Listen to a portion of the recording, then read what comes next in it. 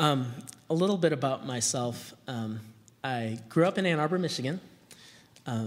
My dad is a physician. My mom's right there. She wanted to see what her little boy's up to.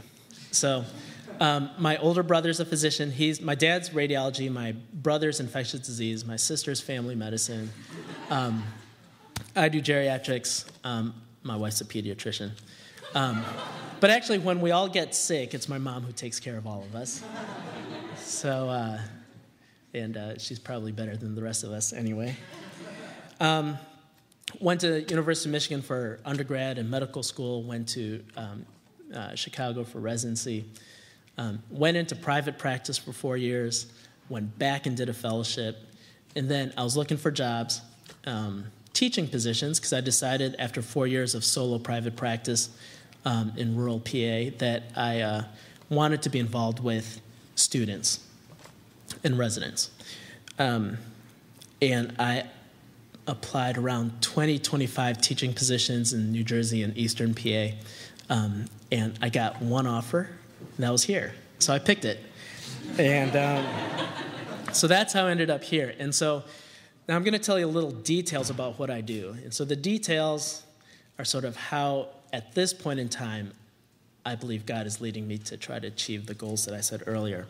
So my position right now is I'm a health system clinician, and my title, because everybody has a title in a university, is I'm an adjunct clinical assistant professor of geriatric medicine. Now, the longer the title, the least important you are. And so the most important person is somebody who's just Professor so-and-so. And you actually are not allowed to call yourself that unless you're a tenure-track full professor. So the longer the title, sort of the more junior you are. So I'm not a researcher. I'm not a tenure track. I'm actually technically not even on an academic track. I'm not in private practice either. And I do primary care geriatrics. And so how I'm trying to live this out is some of it's going to be particular to that. I think a lot about my dad, who's a radiologist, right? So he sees x-rays and ultrasounds. He doesn't really see patients, even though he's an extreme extrovert like myself.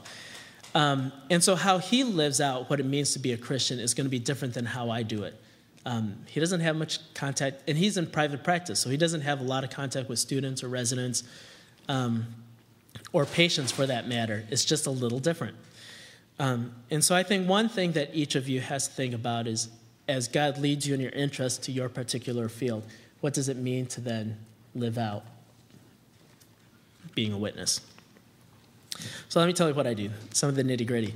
I spend 5 half days a week in the office, seeing patients 65 and older. I spend 5 half days a week in a nursing home called Park Pleasant, where I'm the medical director. And 10 weeks a year, I do inpatient service. So that's how my time's set up. In terms of teaching responsibilities, when I'm on inpatient service, I have a fellow, 4 residents, 2 students. When I'm at the nursing home, I'm going to have 12 family practice residents, scattering of students, and a couple fellows. I have a small group of students in a program that they call the LEAP program, where 14 or so first-year medical students follow my patients, build longitudinal relationship, and my job is to teach them how to build a relationship with a patient by modeling it, ideally. I have a doctoring group. Also at Penn, they have small groups. All the first-year medical students are broken up into small groups, and I'm with them for 3 years. Last week, we talked a little bit about ethics, professionalism. Next week, we're talking about work-life balance. And and for the students, I'm supposed to be mentoring one-on-one. And again, it's just another opportunity that I've come across that I've said yes to, and I'm getting to enjoy. And I have done some classroom work too. So one thing I do want to mention is in medical school, it's easy to focus on grades and position in the class.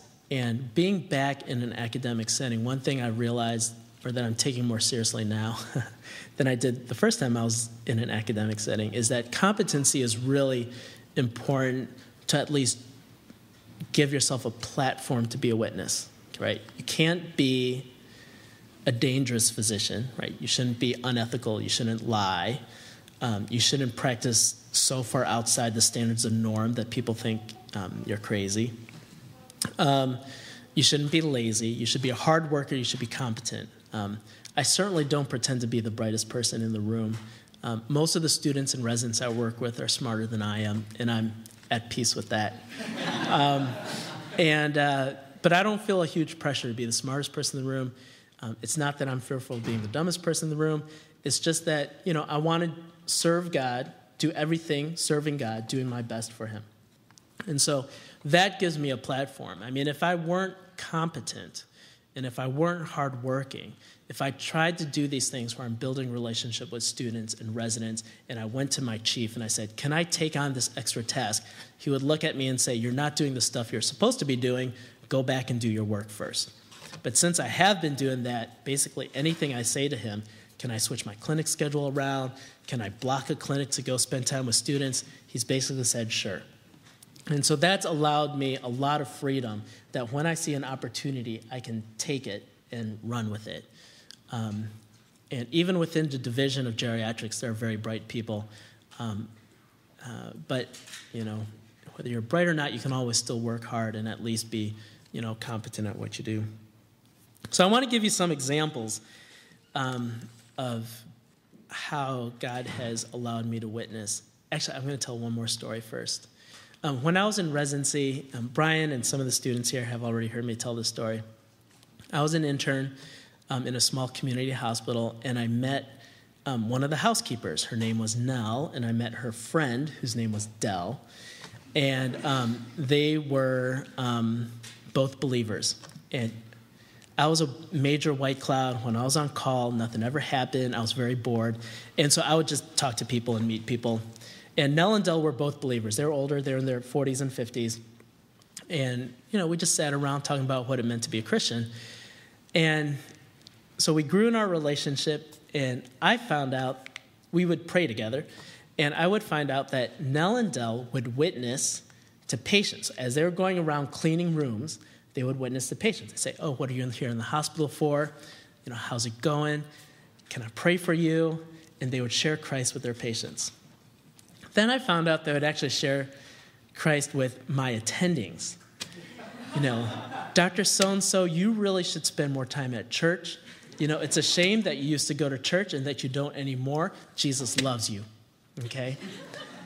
And I remember watching them thinking, one of the reasons I thought I went into medicine was to have opportunities to share Christ with people.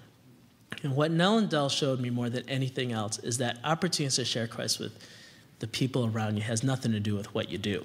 It just has to do with being observant and opening your mouth and sharing, building relationships. It has nothing to do really with anything profession specific. So there really isn't any profession or specialty or professional track that's going to allow you to be more of a witness or less of a witness. Maybe there'll be some nuances. My patients do die. I'm a geriatrician. I have a lot of opportunities when discussing hospice and palliative care. How do you feel about dying? Are you afraid of dying? What do you think is going to happen to you? Are you spiritual? What were you like when you were growing up? There's a lot of questions that I can ask, and I can explore that. But it doesn't mean that an orthopedist can't, or a plastic surgeon, or a radiologist. So the first thing that Nell and Dell taught me is that being a witness for Christ is probably 99.9% being a Christian. And maybe there are some unique opportunities that come from your profession, but most of it has to do with being a faithful Christian just in your own life. So having said that, I am going to talk about some of the other details about what I do.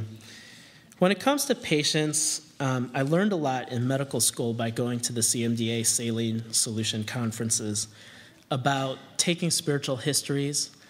As a primary care doc, I ask every single patient, what's your religion? What's your spiritual background? What's your cultural background? How important is that to you now? People kind of expect that of a geriatrician, and if they don't act surprised anyway.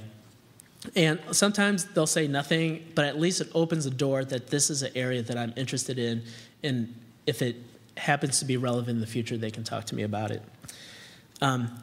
Anytime there's a major illness, there were two folks over on the inpatient service that I'll tell you about.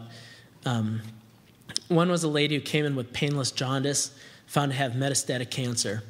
And I've just had bad experiences with people with metastatic cancer and painless jaundice, in that the patients I've had have lived like a week or two. Although if you look in the literature, they can live several months.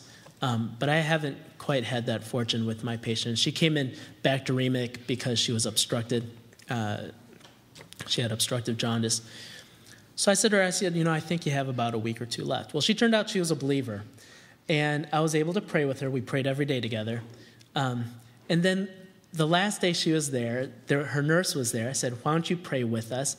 I think there was a visitor for the patient in the next room. I said, why don't you come pray with us too? And we were able to just have some time praying together. And I shared with her the hymn, All the Way My Savior Leads Me, which is one of my absolute favorite hymns. And of course, she knew it too. And we just had a good time together just in worship. And a week later, she passed away.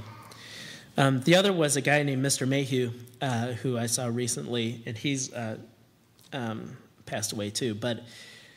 So he was a full code, metastatic cancer, cachectic. We're thinking about doing PEG, chemo, lung surgery, and it was a mess. And he had wanted full code, and the residents were having a really tough time changing his code status. So I went up to him one day, and I'd been seeing him every day, and I said, so are you afraid of dying? I'm like, you're not doing well. He said, nope, not afraid. I said, tell me about that. He goes, well, I believe in Jesus. I said, me too. He goes, I go to church. I'm like, me too. I'm like, what church do you go to? He goes, 10th. I'm like, me too. My wife and I are becoming members on Sunday. And, it was interesting. So actually, the conversation happened over about the course of the week. I said, well, how do you know you're going to heaven? He said, I believe. Or I said, what do you think is going to happen? He's like, I think I'm going to heaven. I'm like, yeah, me too. And he goes, how do you know you're going to heaven? I said, well, I believe without the blood of Christ, I have no reason to stand before God, but I know Jesus, and I believe he's forgiven me. He seemed satisfied. And then afterwards, I found out that he went to 10th. But then Pastor Clark, so I called Pastor Clark. I said, Mr. Mayhew knows you and requests that you come and see him. So Pastor Clark came over, spent about an hour with him, and the next morning he passed away.